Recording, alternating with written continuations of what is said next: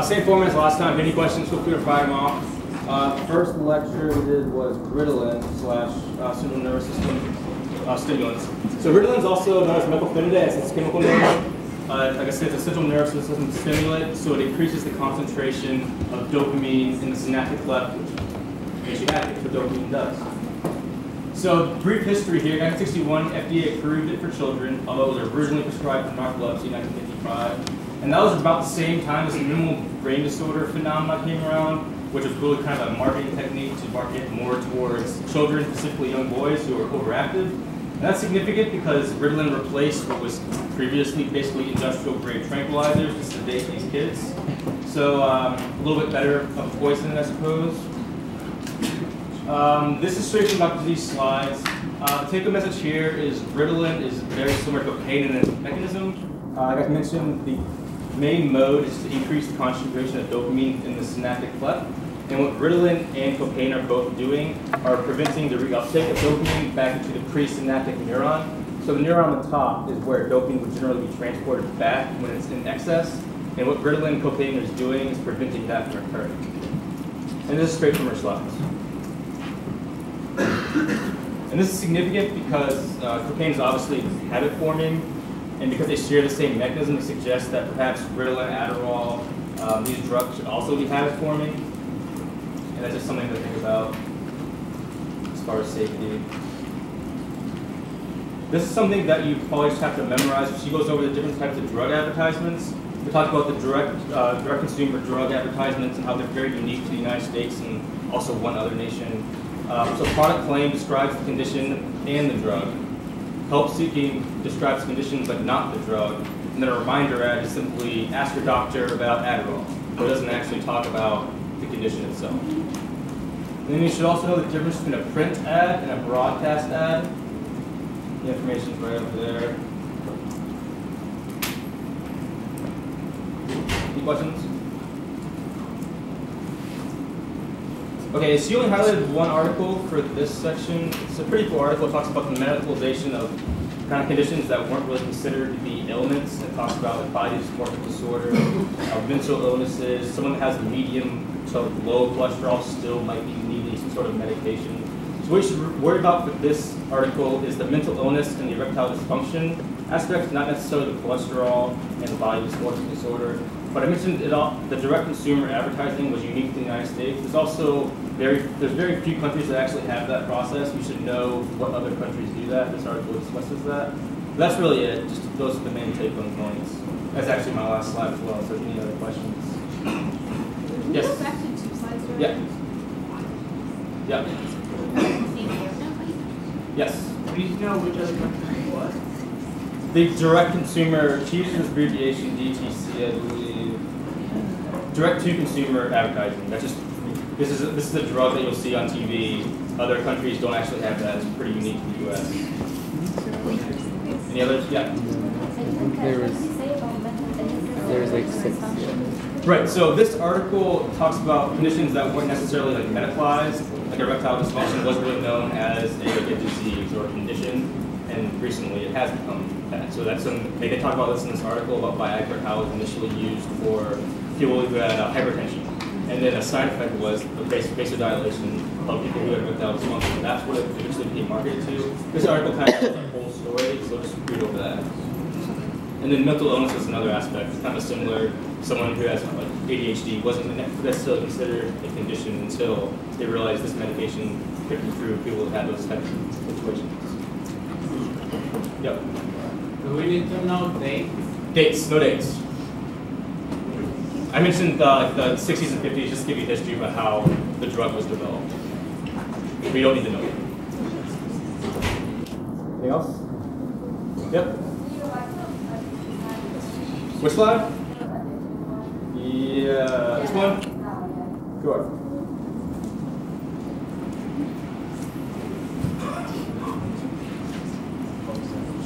So I was just showing here how a drug becomes habit forming. In cocaine, for example, once someone is using cocaine for a period of time, their dopamine receptors get diminished. So you need more drug to facilitate that same high. So the concern is that because this mechanism is shared in Adderall, that same habit-forming symptom is going to occur.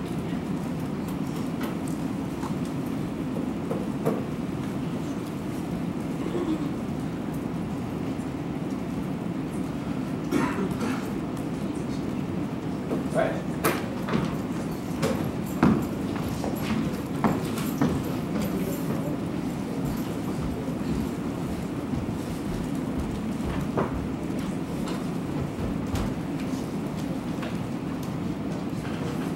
Okay, so very brief on pharmaceutical scandals.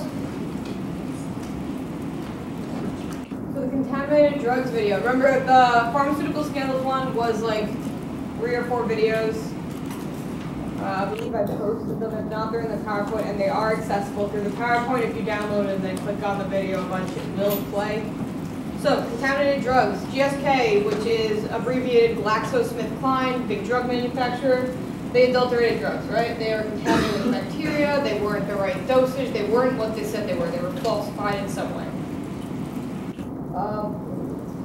Drugs are quality assured by the FDA to check for purity, toxicity, potency. So, you know, we are trying to check to make sure these frauds don't happen.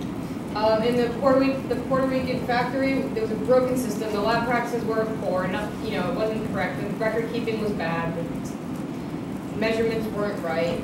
So the water had bacteria. You know, that's contaminated drugs, and different types of drugs in the same bottle.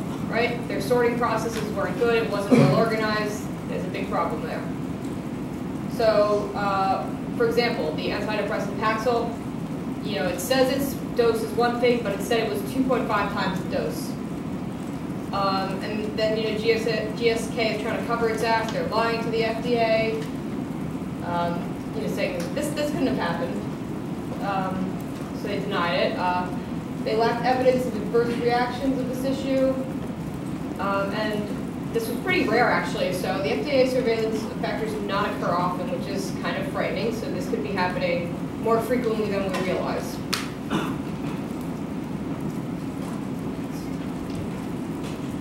So there's contaminated drugs, and then there's also falsifying data. And this is a very local problem. Dr. Z loves to talk about this. So, you know, there's a kind of a conflict of interest here. Brown's collecting a ton of money for research that was not actually happening. The biggest thing is the researchers were misrepresenting data, especially with Paxil, antidepressant. You know, patients or the people they were testing on were committing suicide. They were not reporting the correct data, so this drug ended up getting approved for a while, and everything was a little wrong. Then there was a lawsuit against GSK for deceiving the public regarding the safety and side effects of Paxil. Right, and because they hid the data, because they hid the number of suicides, the number of negative adverse effects, you know, there was a safety issue. And Rose Firestein was the Attorney General in New York that led these investigations against GSK. This is just a brief verbal summary of the video. They're not that long. I would totally recommend watching them again. So we have falsifying data, we have contamination, and now we have counterfeits. So once, you know, we had the problem with the Puerto Rican factory, we also have problems with other overseas non-domestic productions of these drugs. So fake drug factories. They're printing fake versions of drugs that people think are being produced by these big name companies. So these companies are losing money, right? Because these foreign overseas places are producing drugs that they're saying, oh, you know, this was made by Pfizer, this was made by GSK, and they're not. They're just counterfeits. And if somehow, some way, they are making their way into hospitals and pharmacies, that's not good. That's a big problem. And you know, if you see a pill, you know what it physically looks like, and it's not that hard to mimic this. And you know, that's what these overseas factories are doing. So the only way you can detect, you know, this is counterfeit, this isn't real, if you do a full-on bioanalysis, and the FDA is lazy, and they're not going to do this for everything, so these things are slipping through. Yeah, a lot of times, one of the ways they counterfeit them is it's really just sugar and chalk. There's low dose, much less dose, or no dose of the drug in there. So when you're rewatching these videos, which you're going to after seeing this, you should pay attention to the numbers and percentages with respect to the amount of ingredients being imported to the U.S., right? So what percentage of ingredients are being imported to the U.S.? What percentage of overseas facilities are inspected annually by the FDA? Just watch the video, write these down, and then answer those questions. Right? A little incentive to rewatch those. All right.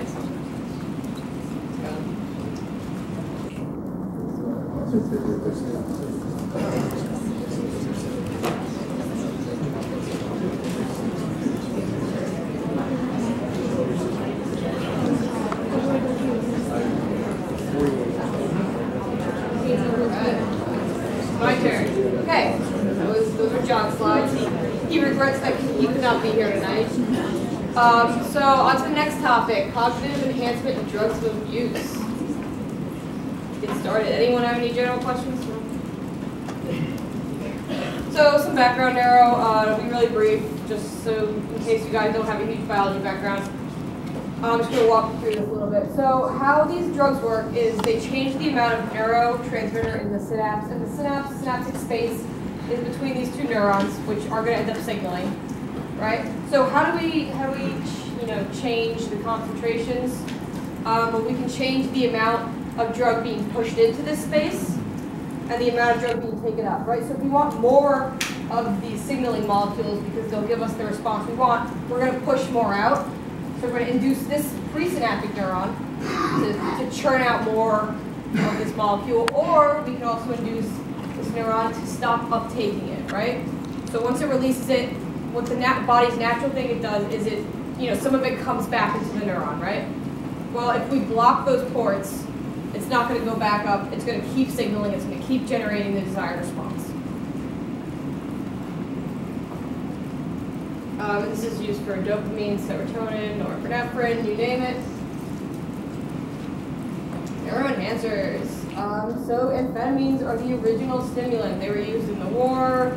History lesson, doesn't matter. Then methylphenidate was developed as a more mild and gentle stimulant. So how do these stimulants actually do their stimulating?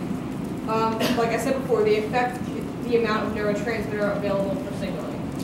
And they act on different neurotransmitters. Well, we'll discuss a lot of different neurotransmitters that they act on. Ritalin, Adderall.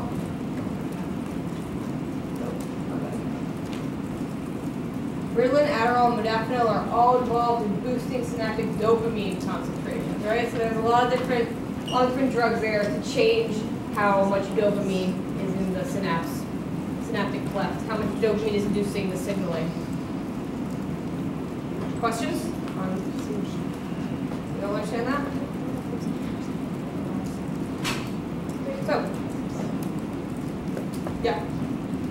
You. Okay, which says Ritalin is more mild than gentle? What does that mean? It doesn't really matter in this case, but I would imagine it's just the concentration takes less of a concentration to elicit the effect.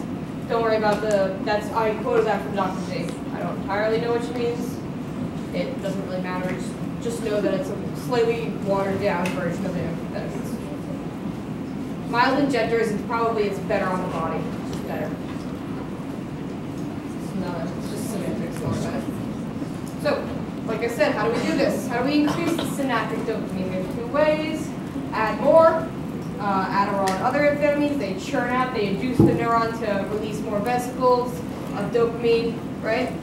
Or you can remove less. You can block those uptake forms, which is what that arrow is pointing to, right? So once we release, if these purple triangles are dopamine, right?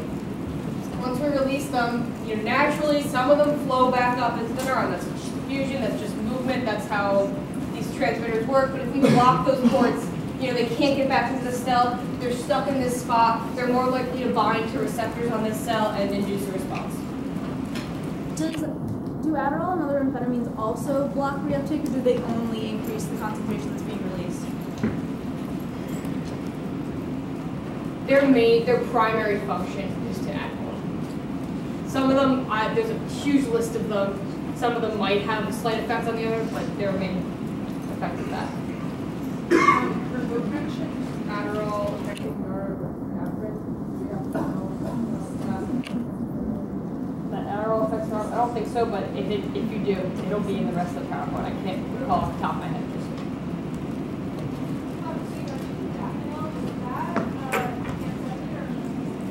I'll be discussing with after later. I want to spoil it. If you requested, modafinil is a stimulant intended to treat narcolepsy and excessive sleepiness. That was its original use. So, you know, it was marketed to people working late shifts, to people flying planes. Regardless, it was intended to treat narcolepsy. It improves mental focus, and you know that makes it sound ideal. Like, wow, I've never taken this, but it does have negative side effects. So, what is its mechanism of increasing dopamine? Uptake inhibition. So it, you know, makes more stay in the synapse. Right? It blocks the uptake, as seen by that diagram. Okay, so Congress did a thing. So the Controlled Substances Act.